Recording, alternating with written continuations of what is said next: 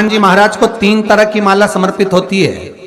एक आंकड़े के पत्ते की, दूसरी बेलपत्र के पत्ते की, तीसरी पीपल के पत्ते की।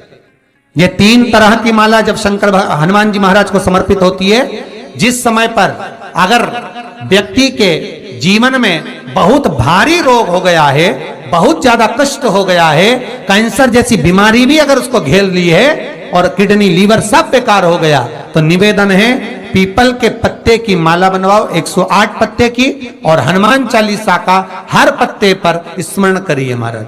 आप हनुमान चालीसा पढ़ते जाओ, माला में गांठ लगाते जाइए, और वो माला जो व्यक्ति कैंसर से पीड़ित है हाथ का स्पर्श कराइए और शंकर को चढ़ाइए। केवल अष्टमी तिथि के दिन ये माला समर्पित होना चाहिए, शुक्ल पक्ष की अष्टमी के दिन।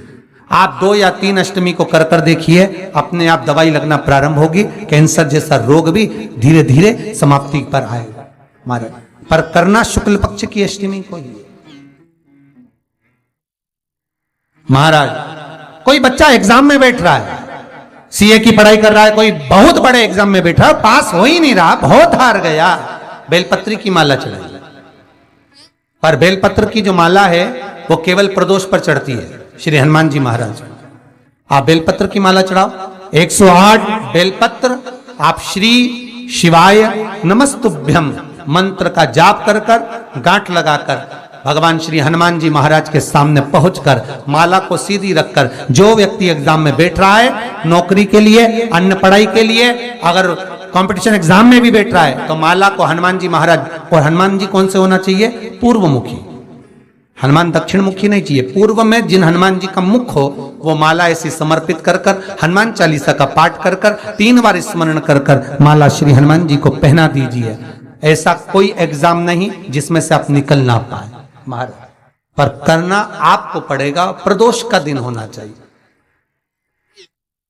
प्रदोष के भगवान, और प्रयास जहां तक हो सके प्रदोष काल में अगर चढ़ाएंगे तो ज्यादा फलदायी रहेगा, प्रदोष काल के। तीसरी है आंकड़े की माला महाराज। आंकड़े के पत्ते की जो माला होती है, ये माला कार्य की सिद्धि के लिए होती है। इसमें एक एक आंकड़े के पत्ते पर सीताराम लिखा जाता है। मात्र एक पत्ता ऐसा होता है जिस पत्ते पर सीताराम नहीं लिखा जाता।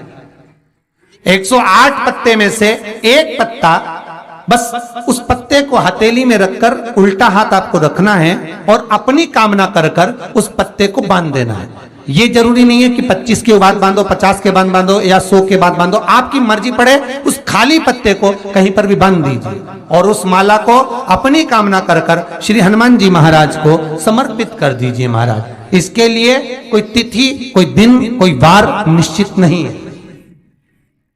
बस ये माला जब हनुमान जी को चढ़ जाए तब एक घी का और एक तेल का दिया हनुमान जी के सम्मुख में लंबी बाती का लगा देना है महाराज। एक घी का, एक तेल, और अपनी कामना कर कर आप आ जाइए। आपकी वो कामना 2.5 महीना या 3 महीना, इससे ज्यादा नहीं जाएगा, वो कामना बाबा पूरी करेगा। क्योंकि शिव और हनुमान ये सब एक ही स्वरूप है। अब आप कहेंगे महाराज जी ये कौन सी पुराण से लिया है, तो आप इसको लिंग पुराण के अंदर देख सकते हैं। आप गीता प्रेस गोरखपुर की लिंग पुराण लीजिए, उसके अंतर्गत आप इसका व्याख्यान वर्णन पढ़ सकते हैं महाराज। एक एक क्रम हमारे शास्त्रों का हम उसको बस ज्ञात करें, हम इधर उधर डोले नहीं। हमारी पुराणों में इतने लेख लिखे गए हैं, उसको ही अगर हमने निकाल लिया तो हम जीवन में सुख पा सकते हैं, हम दुखी नहीं हो सकते। मंत्र कौन सा है जो दिया जा रहा है, वो मंत्र कौन सा है जो प्रदान किया जा रहा है? हनुमान जी महाराज ने वो मंत्र जो विभीषण को दिया, और एक विभीषण जिसको लात मार दी गई, एक विभीषण जिसको लात मार कर निकाल दिया गया, जिसके घर का भी ठिकाना नहीं था, वो विभीषण एक छोटे से मंदिर में जो रहता था, तुलसी का क्यारा जिसके दरवाजे पर था, और वो विभीषण जब सीख रावण को देता है तो वही विभीषण को जब लात मारकर निकाल दिया जाता है, तो वो मंत्र कौन सा था जिसको विभीषण ने जपा और विभीषण लंका का अधिपति बन गया, सत्ताधारी, वैभवशाली? वो मंत्र कौन सा? केवल एक मंत्र, जो श्री हनुमान जी महाराज ने विभीषण को दिया। महाराज वो मंत्र कोई दूसरा नहीं था, केवल भगवान का नाम विभीषण को प्रदान किया था। क्यों? क्योंकि विभीषण के दरवाजे पर जब हनुमान जी महाराज पहुंचे थे,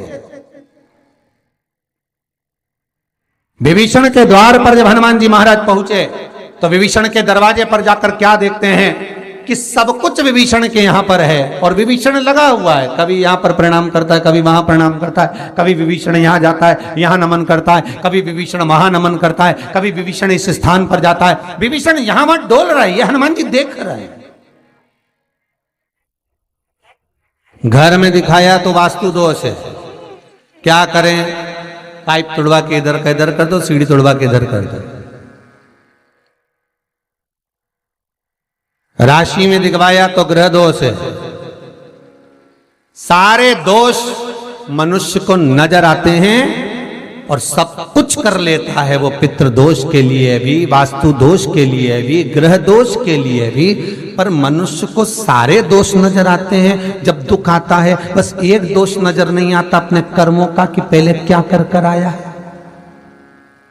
वो भी तो दिखवाओ किसी महाराज से।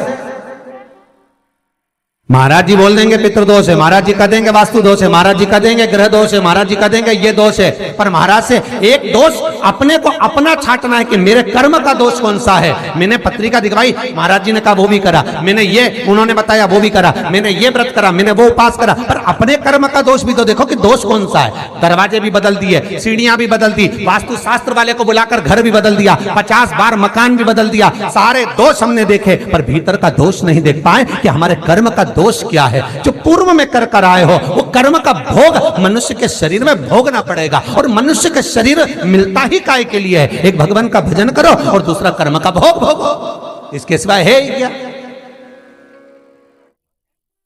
का शरीर केवल दो कारणों से मिला है, एक कर्म का भोग भोगने के लिए और एक भगवान का भजन करने के लिए। तो कर्म का भोग भी भोगना और भगवान का भजन भी करना है। तो क्यों करना है? तो शिव महापुराण की कथा कहती है कि जितना तुम भजन करते रहोगे तो ये दुख जो आता है ये धीरे धीरे कटता रहेगा। बस भजन से दूर मत होना।